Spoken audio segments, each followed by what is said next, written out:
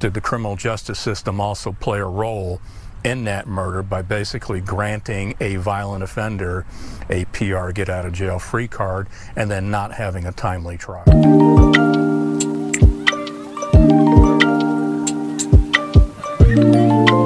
Hello everyone, and welcome back to the channel. Today we have another story, and this story is about a young lady named Kayla Nicole Stevens. Kayla Nicole Stevens was described by her family and friends as loving, warm-hearted, had a bright future, and whatever she set her mind to, she went out to get it. Kayla Nicole Stevens had a 6-month-old child. She had a mother, 2 sisters, one 13 and one 14 years old. And she also wound up working at the Galleria in Houston, Texas. Kayla Nicole wanted to become a hairstylist. She enjoyed doing hair, and that's what put her in her happy place. So Kayla Nicole would get a job at Lids and NBA, working in the gallery to basically pursue those dreams. Kayla Nicole was working on her GED, and her future dreams was opening up a business, a hair salon. So basically, Kayla Nicole was setting out for her dreams, even though she was a young mother. She was also engaged, recently engaged, and she just wanted the best for her life. Unfortunately, things would take a dramatic turn, ruining Kayla Nicole's life. December 9th at 11 a.m., Kaysen would approach Kayla trying to steal Kayla's purse. Now, both girls got into a tussle back and forth with this purse. Kayla was not finna have it, and nobody was not about to take her purse. Well, unfortunately, Kaysen stabbed Kayla several times over and over again. A witness happened to see the conflict and immediately went and got help for Kayla. Unfortunately, Kayla did not survive. Kayla would then lose her life. Once police got there, Kaysen was gone from the scene. Witnesses describe her as having on black and riding a bicycle. Now, unfortunately, they didn't know which way Kaysen went. All they know is a woman was approached, attacked, and then killed. Investigators would get on this and start investigating more. And in the middle of all of this, Kaysen decides to start using Kayla's debit card, at least trying. But Kaysen would soon be caught. Now, Kayla's mother said that she noticed that Kayla's card was being used or attempted to being used. So she froze her card. And she still had Kayla's phone. She described this as heartbreaking. Listen to what Kayla's mother had to say to the news. I have no words to describe the pain and emptiness that I feel right now. I had a baby 6 months ago, and she recently had moved with my mom over in the Gallery area so she could get a job over there. And so I would get the baby on the weekends. She had hopes, you know, of saving to get a car. She wanted to be a like get a cosmetology license and do her own business. It was a Juicy Couture bag, like pink, hot pinkish, with rhinestones in the initials. Now, Kaysen was 37 years old. It was said that Kaysen already had a criminal history. I mean, she had already had assault charges and everything. But unfortunately, she was able to bond out without paying no bond. And she was back on the streets. That's how this incident happened.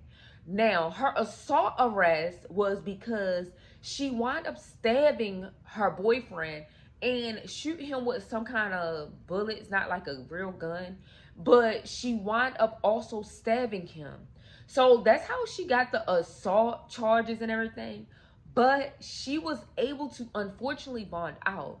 And the district said because it was so many cases that unfortunately this happens often, where someone is in there, especially for something like this, and wind up able to bond out. So this wasn't nothing out of the ordinary for her to be able to bond out. Now, once they finally caught her for Kayla's situation, she was charged with murder. She would be placed under arrest, but her trial would keep being placed on hold. And they said it was because COVID and other situations that was causing the trial to be delayed. So detectives and stuff said if they get her a mental eval, it might move faster. They wind up getting her a mental eval, and it was still prolonging because they had to wait on the results. So this was not her first rodeo. And y'all, it was sad that she was able to make children's books. She had 2 books and some coloring books as a publisher, like an author, like, okay. And one of her reviews, she only had one of her book, and the person stated that this book needs to be reviewed. This book is like questionable. Several topics was questionable. So you know that it's no telling what was in those books, especially if she had this track record of harming people. Now, it seems like her books wasn't doing anything because she would attack Kayla, trying to steal her purse, and be caught by trying to use Kayla's debit card. Unfortunately, this is a sad situation, and this is what the law and the news and stuff had to say. Did the criminal justice system also play a role in that murder by basically granting a violent offender a PR get out of jail free card and then not having a stabbing a young mother to death over a purse near the Galleria Mall remains behind bars for now. Kayla Sky Blossom was out on bond when she allegedly killed the victim. She appeared before a judge today. Michelle Choi is at the Harris County Criminal Courthouse with the latest for us tonight. Yeah, Kayla Sky Blossom didn't get a bond today. Instead, the state filed a motion to revoke her bond tied to her initial aggravated assault charge. That bail hearing is set for later this month. Until then, we're told she will remain in jail. Our cameras were rolling as the 37-year-old suspect was brought out handcuffed and wearing an orange jumpsuit here in the 230th this morning. Blossom is charged with capital murder. Investigators say last weekend, 17-year-old Kayla Stevenson was walking to work near the Galleria when Blossom robbed her of her purse, then stabbed her and left her to die. Prosecutors say Blossom was out on bond and awaiting trial for another stabbing back in 2021 involving her ex-boyfriend when she allegedly killed Stevenson. It's tragic. It's a tragedy. Chris Condon is the chief prosecutor assigned to the homicide division at the Harris County DA's office.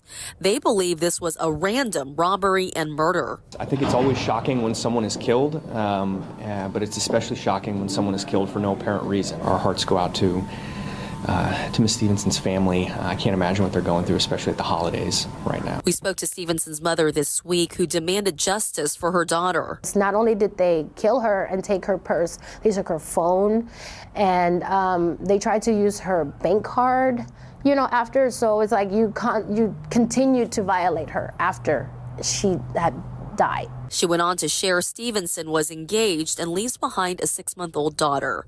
As for the woman charged in her murder, her lawyer confirming today Blossom did have a mental health assessment and they're still waiting for the results. She also told us her client hasn't said anything about what she's accused of. Certainly, she's in shock and she's just kind of coming to terms with where she is and how long she'll be there. Now, unfortunately, Kayla's daughter would now be raised by her father's parents in Florida. So, of course, this is heartbreaking, especially for Kayla's mother and siblings and grandmother. Like, they will not be able to see their sister, their daughter, their granddaughter anymore because she's deceased. But not only that, her daughter is taken to another state and won't grow up really knowing her mother like that, especially without her even being able to like meet her mother's side of the family or even see them a lot. Now the family might bring her back and forth, we don't know, but as of right now, she is now in Florida with her dad's side of the family, being raised by her grandparents, and hopefully this family will tell her a lot about her mother, because the wonderful things that her mother and family members said about her was just truly amazing. She wanted the best for herself and her daughter, and Kayla would go through the extent of working 2 jobs to make this happen. We pray for Kayla's family, friends, and most importantly, her daughter. And I hope that this family get the justice they need, because at some point in time, when will this not be a mental type issue? When will these people be held accountable for their actions and suffer the consequences of what they decided? You guys, thanks for watching. Don't forget to like, comment, and definitely subscribe to my channel. Subscribe to my channel. Peace.